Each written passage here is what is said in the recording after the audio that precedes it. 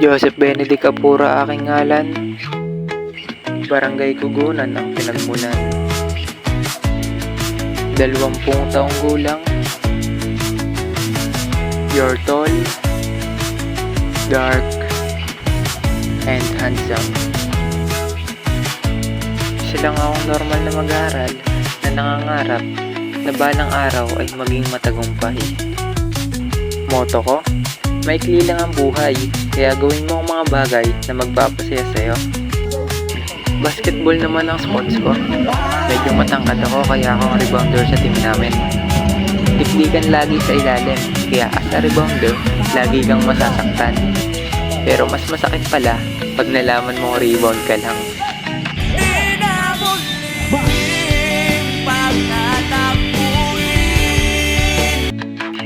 Introvert at extrovert din ako at the same time. Ambivert yarn, nakadepende lang sa kung sino ang kasama. Ngunit, may isa pa akong katauhan na marami sa inyo ang di nakakaalam. Minsan, ako'y estudyante sa Pili 103, minsan naman ay tagapagtanggol ng inaapi. Lihim lang tong aking isa pang pagkatao, kaya sana manatili itong sekreto. Isang mapagpalang araw sa lahat ng tagapakinig. Naririto ako ngayon sa bayang aking pinagmulan, sa bayan ng Calatagan. Ako si John Benedict Eleponga Palima, 20 taong gulang. Ako ay isang mag-aaral na mahilig maglakbay kung saan tahimik ang kapaligiran. At naniniwala sa kasabihang, ang pag-aaral ay ang daan upang makamtan ang magandang kinabukasan. Sa pagsapit ng gabi ay nagbabago ang aking katauhan. Nagiging superhero na tagapagtanggol ng sangkatauhan upang makamtan ang maganda at mapayapang kinabukasan. Mapagpalang araw, ako si Ira Melissa Monte, tiga Sitio Amaralina. Baliw, walang salitang tiga, dapat taga. Mapagpalang araw, ako si Ira Melissa Monte, nagmula sa Sitio Amaralina. Siguro kaya ako malakas dahil sa lugar na pinanggalingan ko. Sanay sa hirap na gawain. Ako ay 20 taong gulang. Ako'y simple lamang na may pangarap para sa aking pamilya. Sila ang aking yaman, ang aking lakas, at ang dahilan kung bakit ako nagsusumikap. Kung ako'y inyong tatanungin, ako'y masipag at mabilis pagdating sa gawain sa umaga. Pero pagdating ng gabi, nagiging Wonder Woman ako. Kaya kong ipagtanggol ang mga taong kailangan ng katarungan at ibubuhos ko lahat ng aking lakas para sa taong nangangailangan. Sa mundo ng mga pangarap at posibilidad, ako si Arsenio S. Afabli III, 19 na taong gulang, nagmula sa Barangay Binubusan, Lian, Batangas. Isang simpleng mag-aaral na may malasakit sa pag-aaral at pakikipag-ugnayan sa mga kamag-aral ko. Bilang isang mag-aaral, ako'y patuloy nagsusumikap upang abutin ang aking mga pangarap at magtagumpay sa buhay. At sa likod ng aking pagiging mag-aaral, ako rin ay may pagmamalaki sa aking pagiging isang reserba, ang laang kawal ng hukbong katiyan ng Pilipinas, na nagbibigay sa akin ng lakas, disiplina at pagmamahal sa bayan. Ngunit ako'y may lihim na tinataglay. Ako'y isang superhero na may mga tinatanging kakayanan at kasanayan na nagbibigay sa akin ng lakas upang protektahan ang mga inosenteng mamamayan. Sa pagiging superhero, may mga tuntunin na dapat sundin.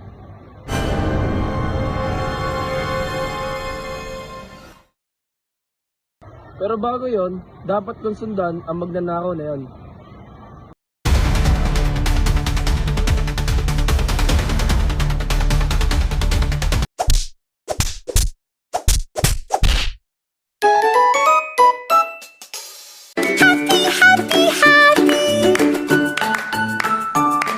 Magandang araw, ako si Mary Rose Arbunyi, 20 taong gulang, nagmula sa lugar ng mga maliligalig at iyon ay ang Barangay Utod, Nasugbu, Batangas. Ako ay isang simpleng babae na punong-puno ng pangarap para sa pamilya dahil ang pamilya ko ang tanging bagay at kayamanan na meron ako.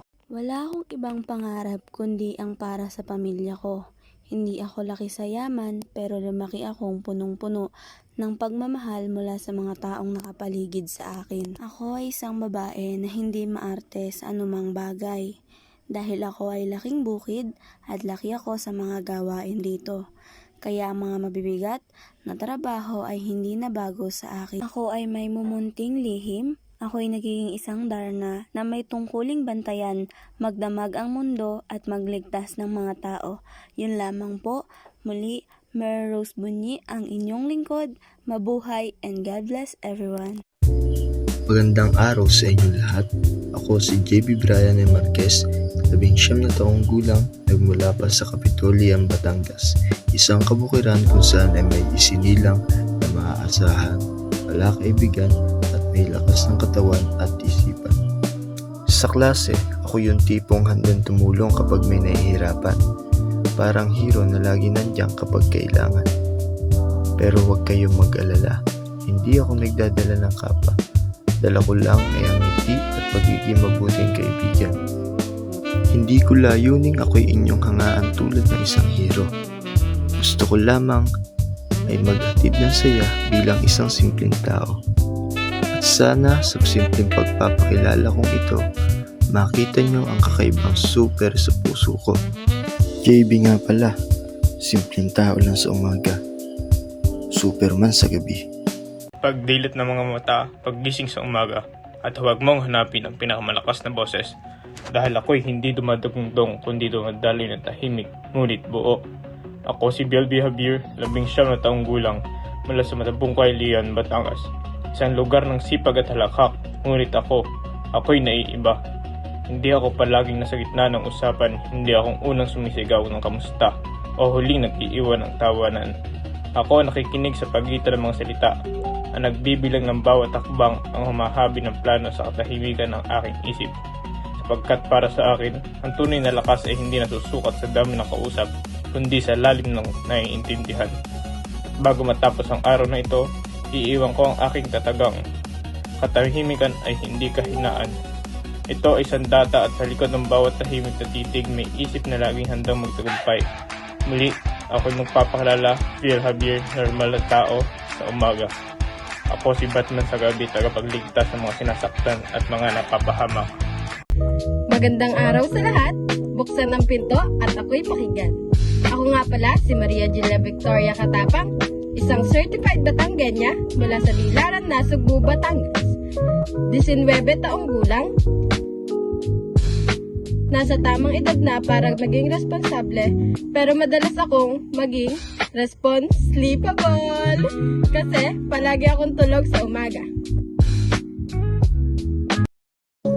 Sa bahay namin, ako ang kilalang alarm clock na laging snooze, snooze, snooze.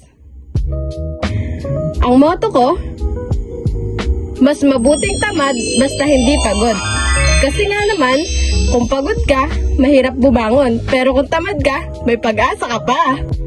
Pero iba ako pagdating ng gabi. Kapag ang mga tao ay mahimbing lang natutulog, doon pa lang ako nagkakape at nag-i-scroll sa FB.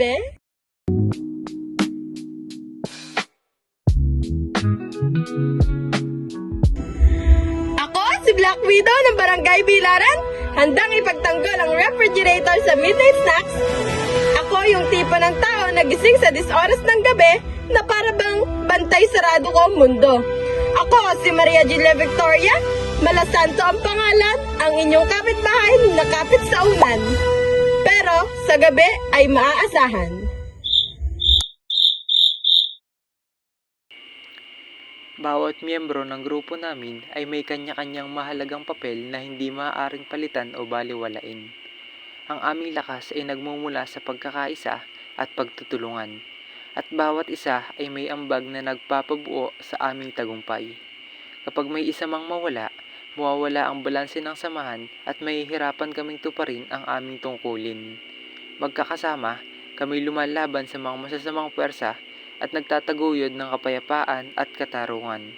Dahil dito, malinaw na ang tunay na tagumpay ay nakasalalay hindi lamang sa kakayahan ng iisa, kundi sa sama-samang pagkilos ng lahat.